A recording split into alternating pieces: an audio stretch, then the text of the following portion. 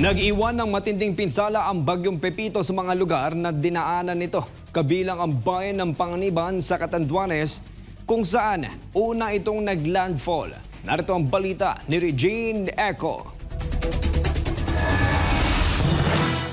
Kitang-kita sa larawang ito ang matinding pinsala ng Super Typhoon Pepito sa bayan ng Panganiban, Catanduanes, kung saan ito unang naglandfall. Tila hindi na mapapakidabangan pa ang mga kabahayang ito na pinadapa ng bagyo.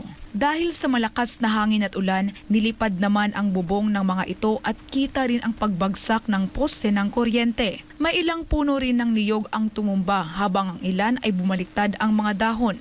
Ang ilang sakahan naman lubog pa rin sa tubig baha. Ayon naman kay Panganiban Mayor Cesar Robles, nasa halos 500 kabahayan sa kanilang bayan ang nasira ng bagyo.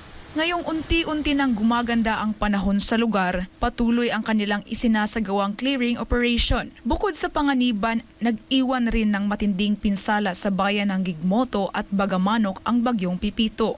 Kaugnay nito, nananawagan na ng tulong sa national government ang mga lokal na pamahalaan sa Catanduanes dahil sa epekto ng bagyong Pepito. Samantala, ramdam din ang hagupit ng sama ng panahon sa bayan ng Dipakulaw sa Aurora kung saan ito nag-second landfall. Ilang puno ang tumumba at may ilan ring mga kabahayan at establishmento ang nasira. Sa ngayon, tuloy-tuloy ang paghahatid ng tulong ng iba't ibang ahensya ng pamahalaan sa mga nasalanta ng bagyo. Para sa Diyos at Pilipinas kong mahal, Regine Eco, SMNI News.